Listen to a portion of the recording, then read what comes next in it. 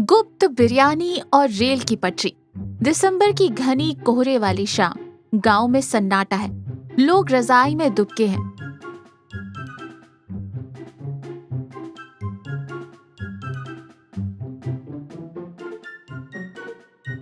बिट्टू के घर के आंगन में छोटी सी अलाव जल रही है।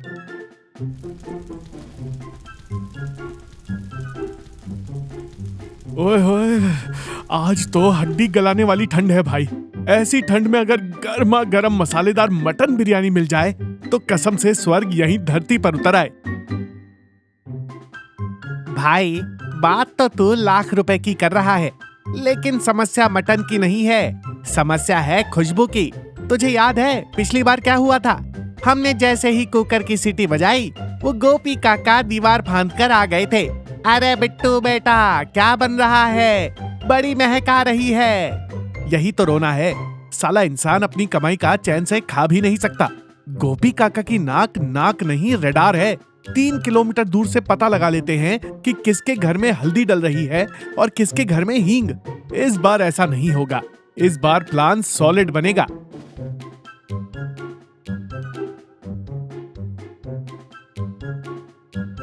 तुम दोनों फिर शुरू हो गए।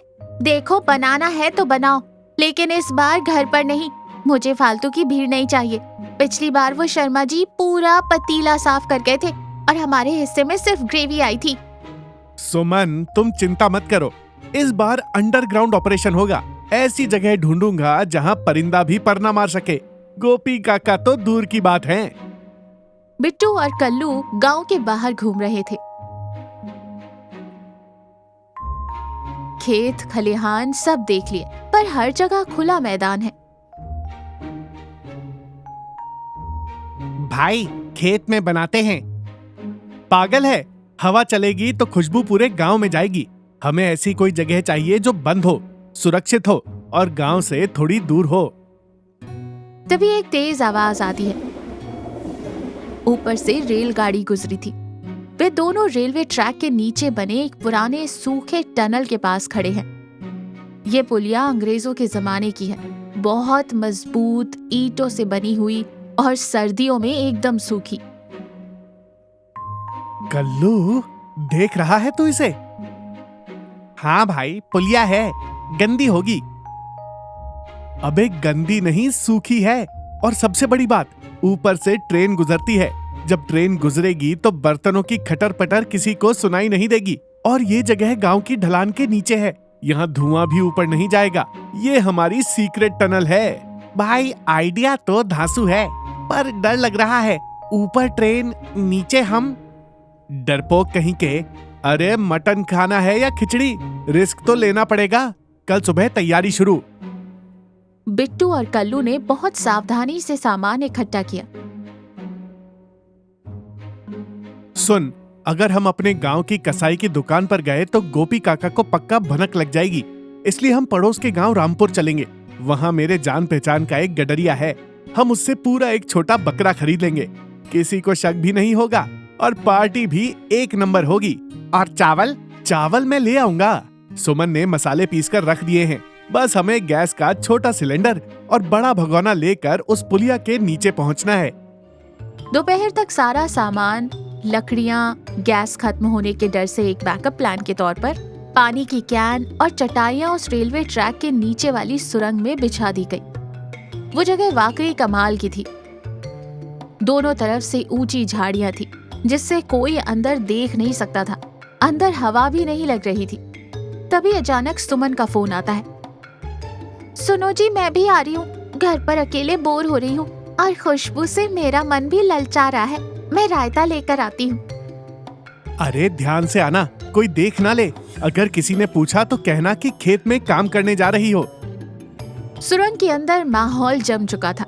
स्टोव जल रहा है, भगोने में प्याज भुनी और छन छन की आवाज आ रही है। बाहर कड़ाके की ठंड है, लेकिन सुरंग के अंदर आग की वजह से गर्माहट है। भाई, क्या रंगत आई है, कसम से आज तक ऐसी बिरयानी किसी ने नहीं बनाई होगी। बासमती चावल की खुशबू तो देखो। अचानक ऊपर से एक मालगाड़ी गुजरी। पूरी सुरंग कांपने लगी। कल्लू डर के मारे एक कोने में दुबक गया। भगोना हिलने लगा। अबे डर मत, पकड़ भगोने को। ये तो स्पेशल इफेक्ट्स हैं, म्यूजिक के साथ डिनर। सुमन भी वहां पहुंच गई थी। उसने चटाई बिछाई और रायते का डिब्बा खोला। सच में बिट्टू, जगह तो कमाल की है। यहाँ शांति है, ना किसी की हाय हाय और ना ही उधार मांगने वाले। तीनों बहुत खुश थे। बिरयानी को दम पर रख दिया गया था। आटे के किनारों से सील कर दिया गया था।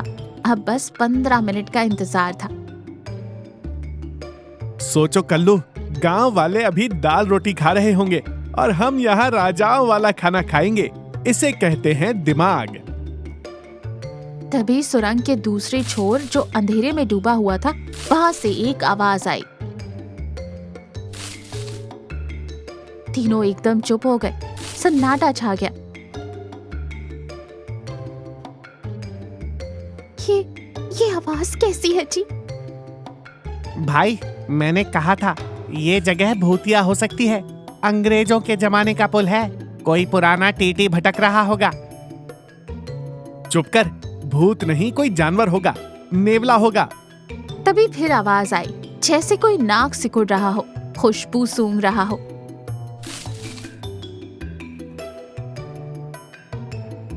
कौन है वहां? सामने आओ। मेरे हाथ में गरम करछुल है। अंधेरे से 2 चमकती हुई आंखें दिखी। धीरे धीरे एक परछाई आगे बढ़ी। मफलर से लिपटा हुआ एक चेहरा सामने आया। वो परछाई किसी और की नहीं, गोपी काका की थी। गोपी काका? बिट्टू ने अपना माथा पीट लिया। हे भगवान, आप यहाँ भी? काका, आप क्या जमीन के नीचे से सुरंग खोद के आए हुए हैं? आपको यहाँ की खुशबू कैसे आई? गोपी काका थोड़े घबराए हुए लग रहे थे। उनके हाथ में एक छोटा सा टिफिन बॉक्स था। वो चोरों की तरह इधर उधर देख रहे थे। अरे धीरे बोल बिट्टू बेटा, कोई सुन लेगा। कोई सुन लेगा? काका, हम आपसे छुप रहे हैं और आप कह रहे हैं धीरे बोलो। बेटा, तुम लोग यहाँ मटन बना रहे हो? हाँ काका, बना रहे हैं। अब आप आ ही गए हैं तो बैठिए, अभी मांगेंगे ही। नाक तो आपकी सीआईडी के कुत्ते से भी तेज है। गोपी काका मुस्कुराए नहीं, बल्कि उन्होंने राहत की सांस ली। शुक्र है तुम लोग हो। मुझे लगा मेरी बीवी आ गई। काकी, वो यहाँ क्यों आएंगी? गोपी काका ने अपना टिफिन बॉक्स खोला। उसमें से शुद्ध देसी घी का गाजर का हलवा निकला, लाल सुर्ख काजू बादाम से भरा हुआ। बेटा, डॉक्टर ने मुझे शुगर के लिए मना किया है और तुम्हारी काकी ने घर में मीठा बनाना बंद कर दिया है। पर आज सुबह मेरी बड़ी तलब उठी। मैंने चुपके से हलवाई से ये आधा किलो हलवा खरीदा। घर पे खाता तो पकड़ा जाता, खेत में खाता तो लोग देख लेते। इसलिए मैं सुरंग के उस कोने में छुपकर ये हलवा खाने आया था। फिर अचानक मुझे लगा कि यहाँ बिरयानी की खुशबू आ रही है। मुझे लगा मेरा ही वहम है, शुगर लो हो गई है। बिट्टू, कल्लू और सुमन एक दूसरे का मुंह देखने लगे, फिर जोर से ठहाका मारकर हंस पड़े। तो आप यहाँ हमसे खाना मांगने नहीं, बल्कि अपना हलवा बचाने आए थे? अरे बेटा, जवानी में मैंने भी बहुत दावतें उड़ाई हैं। अब बुढ़ापे में चोरी छुपे खाना पड़ रहा है। तुम लोग मुझे देखकर डर क्यों गए थे? काका, हमें लगा कि आप फिर से फ्री में खाने आए हैं। सच बताओ तो हम आपसे ही छुपकर यहाँ आए थे। गोपी काका हंसे। अरे पगली, मैं मांगता नहीं हूँ, बस खाने का शौकीन हूँ। जहाँ अच्छा खाना होता है वहाँ मेरे पैर अपने आप मुड़ जाते हैं। लेकिन आज तो मैं भी पार्टी के मूड में हूँ। तो फिर देर किस बात की? कल्लू, ढक्कन खोल। बिरयानी का ढक्कन खुला। भाप का एक बादल उड़ा और पूरी सुरंग केवड़ा और मसालों की खुशबू से भर गई।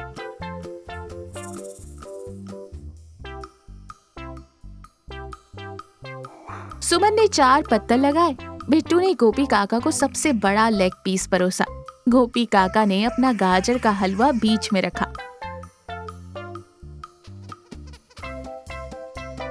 लो भाई, मेरी तरफ से स्वीट डिश। इसके बिना दावत अधूरी है। ऊपर से फिर से एक ट्रेन गुजरी, लेकिन इस बार कोई नहीं डरा। चारों मजे से खा रहे थे।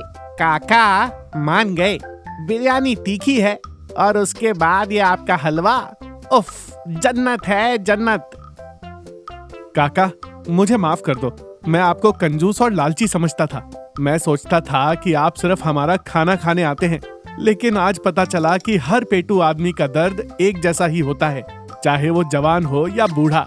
बेटा, गांव में लोग कहते हैं कि गोपी की नजर खाने पर होती है, लेकिन सच ये है कि मुझे अकेले खाने में मजा ही नहीं आता। खाना चाहे रूखा सूखा हो, अगर 4 लोग साथ बैठकर हंस बोल कर खाएं, तो उसका स्वाद बिरयानी से भी बेहतर हो जाता है। आज मैं यहाँ अकेले हलवा खाता तो शायद गले के नीचे भी नहीं उतरता। तुम मिल गए तो त्योहार हो गया। उस दिन रेलवे ट्रैक के नीचे कड़ाके की ठंड में वो दावत चली। उन्होंने ना सिर्फ पेट भरा बल्कि मन भी भरा। बिट्टू का ये वहम दूर हो गया कि छुपाकर खाने में ज्यादा मजा है। शाम को जब वो घर लौटे तो गोपी काका की पत्नी दरवाजे पर खड़ी थी। काका को देखकर काकी तुरंत बोली, कहाँ थे जी इतनी देर, और ये कपड़ों से इलायची की महक क्यों आ रही है? कुछ नहीं भाग्यवान, बस सत्संग में गया था, वहाँ प्रसाद मिल गया। सब हंसते हैं और कहानी यहीं खत्म होती है। इस कहानी से ये सीखा कि अक्सर हम अपनी खुशियों को दूसरों से छुपाते हैं, इस डर से कि कोई उन्हें बांट लेगा या नजर लगा देगा। लेकिन सच ये है कि खुशियाँ बांटने से कम नहीं होती, बल्कि उनका स्वाद दुगना हो जाता है। और कभी कभी जिसे हम अपनी मुसीबत समझते हैं, जैसे गोपी काका, वो अपने साथ हमारे लिए गाजर का हलवा यानी कि और पॉसिबिलिटीज लेकर आते हैं।